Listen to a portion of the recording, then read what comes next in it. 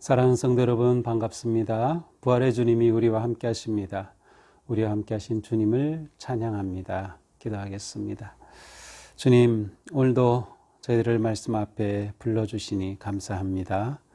오늘도 저희들의 삶이 주님 은혜 안에서 아름답고 거룩한 삶, 또 코로나의 위기와 또 이 어려움 속에서도 용기 백배하여 넉넉히 이기는 삶을 살아갈 수 있도록 성령님 함께하여 주시옵소서. 예수님 이름으로 기도합니다. 아멘.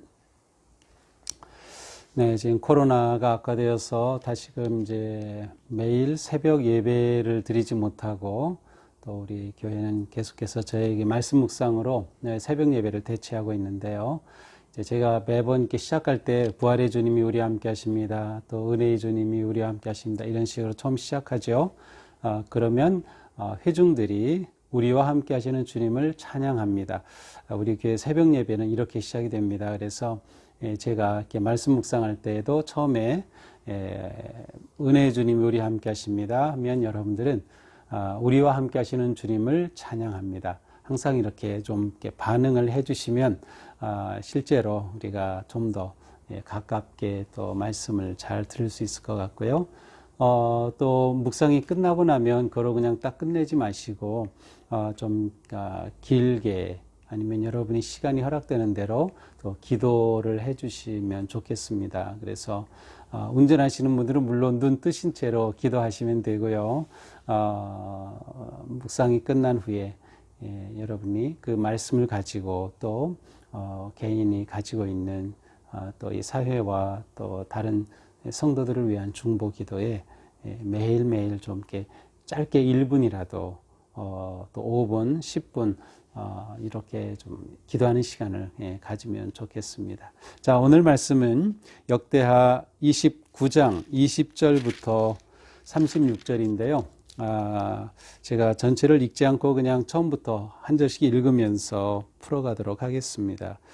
자, 20절입니다. 히스기야 왕이 일찍이 일어나 성읍의 귀인들을 모아 여호와의 전에 올라가서 수송아지 7, 수대양 7마리, 어린 양 7마리, 수대염소 7마리를 끌어다가 속죄 제물로 삼고 아론의 제사장들을 명령하여 여호와의 제단에 드리게 하니. 자, 이제 우리는 앞에서 성전을 정화한 그러한 놀라운 일을 보았죠. 그래서 히스기야가 왕이 되어서 행한 아주 너무도 훌륭한 일이었습니다. 성전을 깨끗하게 정화하여서 새롭게 이제 모든 것들이 잘 준비가 되죠. 성전의 역할이 무엇인가요? 바로 예배죠. 하나님께 제사 드리는 것이었습니다. 그러니까 성전이 딱 정화가 되니까 이제 히스기야가 이제는 예배를 드리게 됩니다.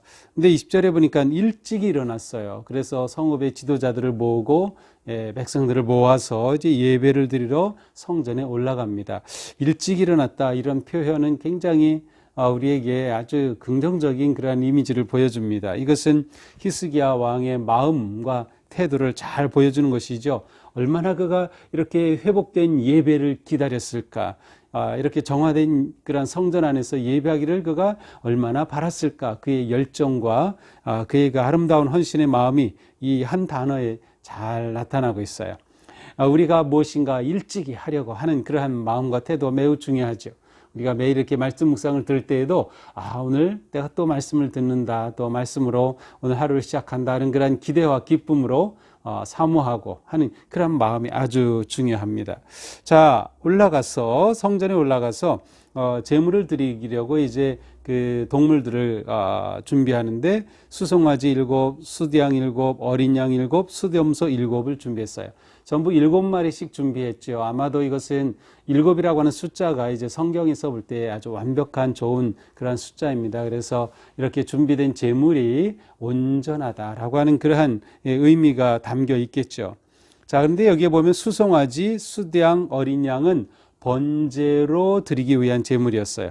그리고 수염소 7마리는 속죄제로 드리기 위한 것이었습니다. 그래서 이제 그 다음 절 22절에 보면 이제 이렇게 수디양, 어린 양은 번제로 잡아 제단에 피를 뿌렸다. 23절에서는 수염소들은 이제 속죄제물로 드렸다라고 표현하고 있습니다.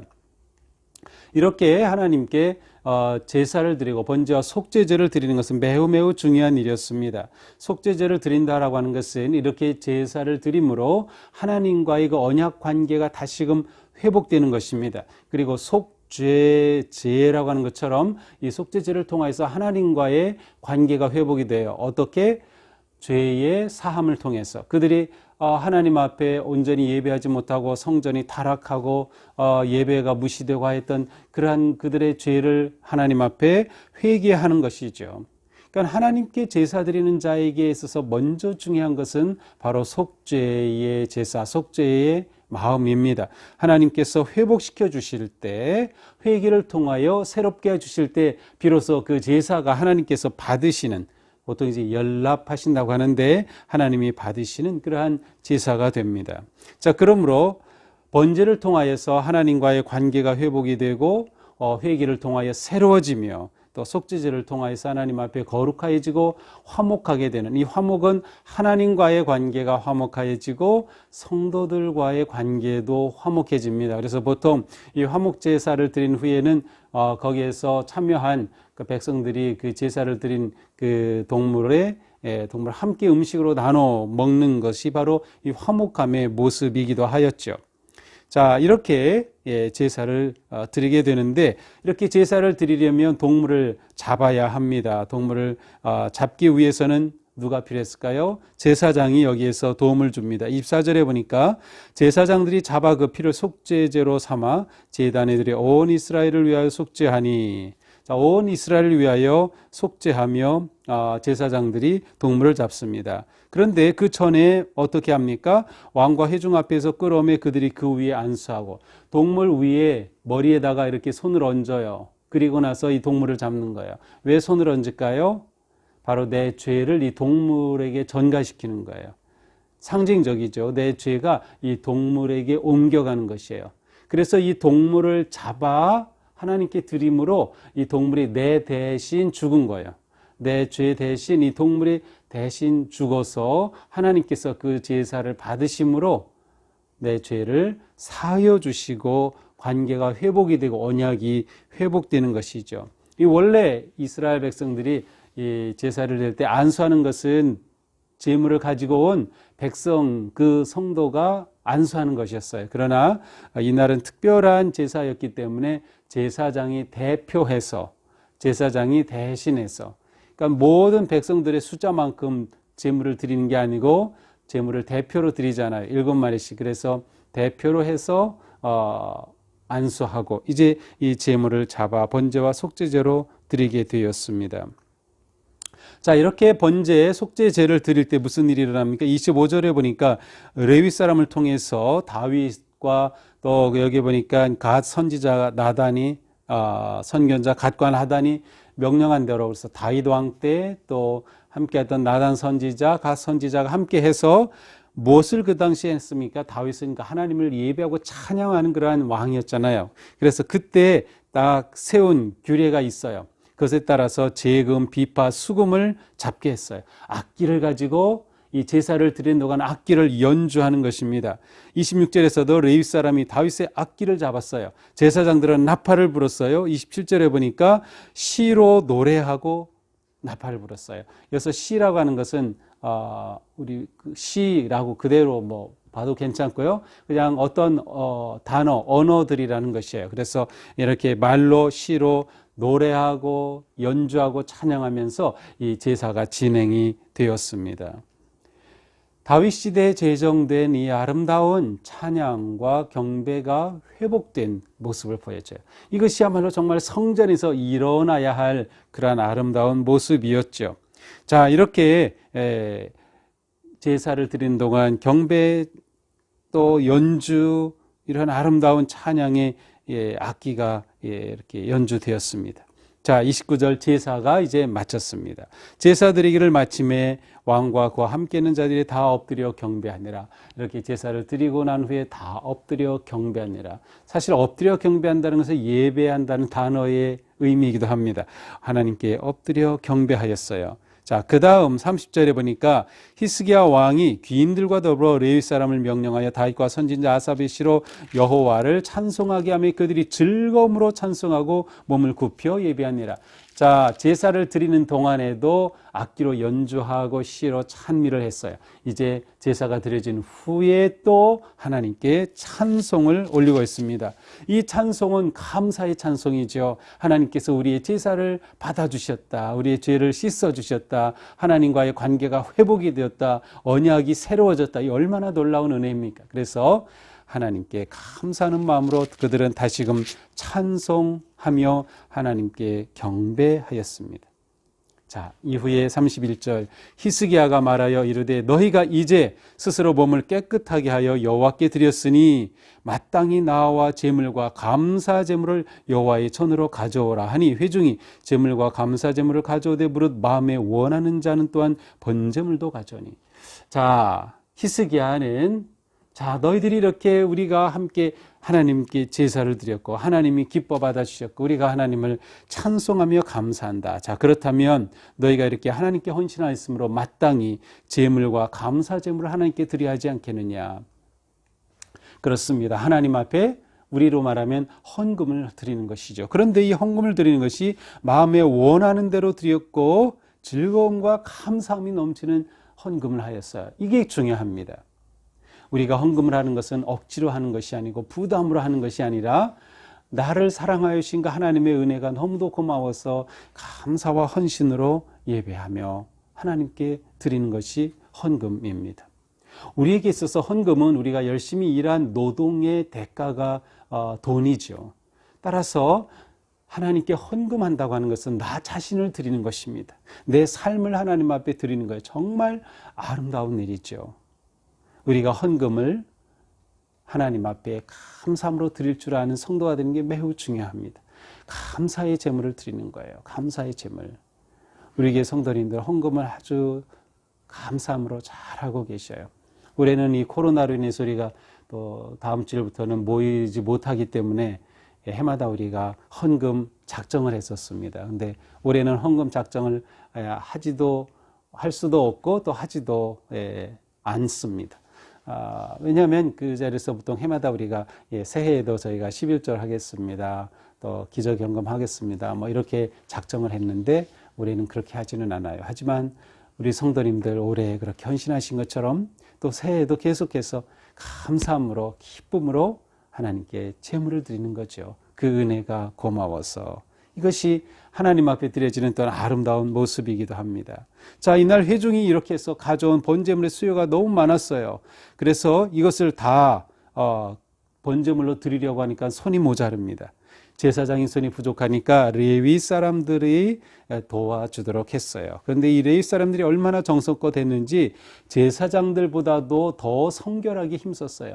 그러니까 제물을 드리기 위해서는 자신을 먼저 물로 씻고 성결하게 해야 되는데 제사장들보다도 레위인들이 오히려 도와주는 레위인들이 더 그렇게 정성스럽게 성결하게 하고 이 성도들이 가져온 제물, 이 헌물을 잘 받아서 하나님께 제사 드리는 아름다운 모습이 나타나고 있습니다.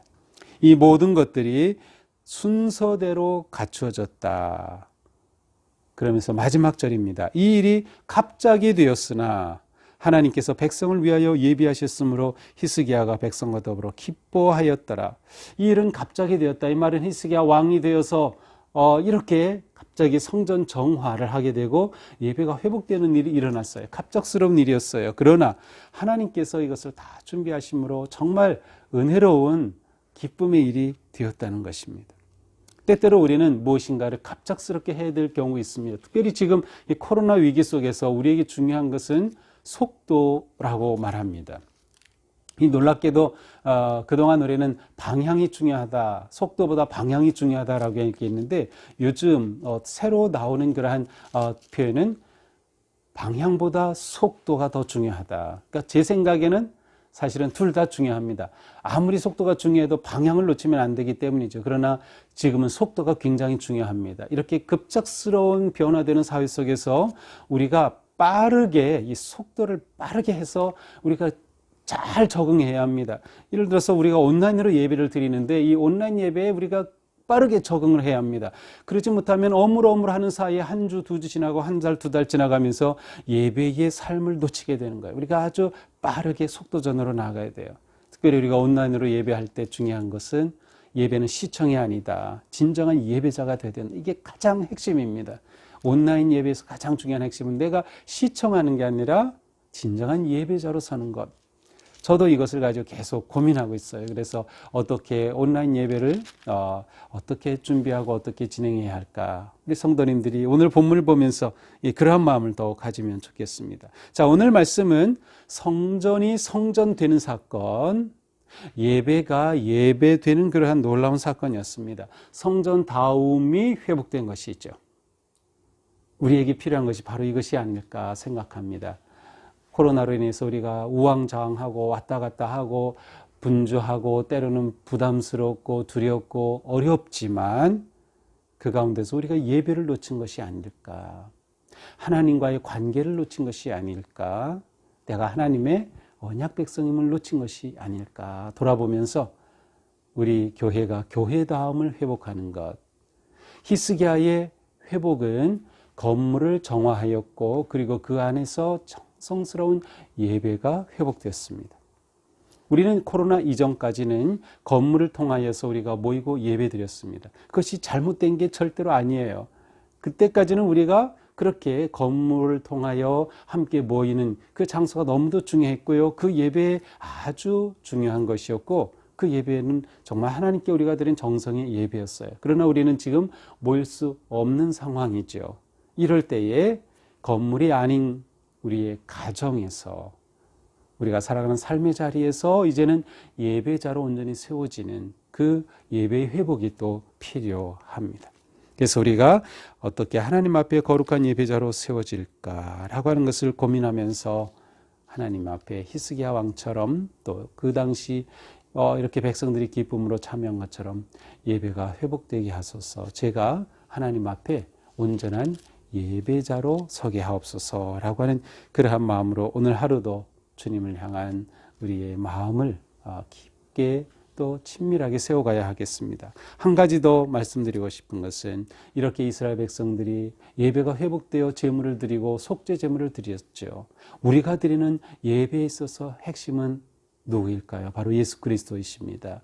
예수 그리스도께서 우리를 위한 대속의 제물로 십자가에서 돌아가신 거예요. 그래서 우리는 예수님을 의지하고 예수님의 이름으로 예수님의 십자가로 인하여서 우리는 하나님께 예배자로 설 수 있는 거죠. 그래서 우리는 다시 한번 예수님의 이 놀라운 대속의 은혜를 감사하며 진정한 예배자로 살아가는 우리가 되기를 주님의 이름으로 축복합니다. 기도합니다. 하나님, 오늘 말씀을 통해서 히스기야가 성전을 정화하고 또 성전의 목적이었던 제사, 예배가 회복되는 그러한 모습을 보여주었습니다. 오늘 이 말씀을 통하여 또한 저희들의 삶에서도 예배가 회복이 되고 예배다움을 세워지고 우리가 교회다움을 회복해가는 거룩하고 아름다운 성도들이 되게 하여 주시옵소서. 우리를 사랑하시는 하나님의 그 은혜에 감사하고 그 언약에 감사하며 더욱더 기쁨으로 주님께 헌신할 수 있도록 또 코로나의 위기와 어려움 속에서도 하나님 앞에 예배자로 서기에 게을리하지 않도록 인도하여 주시옵소서. 우리의 삶 오늘도 주님 앞에 거룩한 산재물, 거룩한 삶 하나님 받으실 아름다운 삶 되게 하여 주시옵소서. 예수님 이름으로 기도합니다. 아멘. 네, 오늘도 주님의 은혜로 복된 하루가 되기를 축복합니다. 묵상이 끝나면 또 꼭 개인 기도 하시기를 부탁드립니다. 사랑합니다.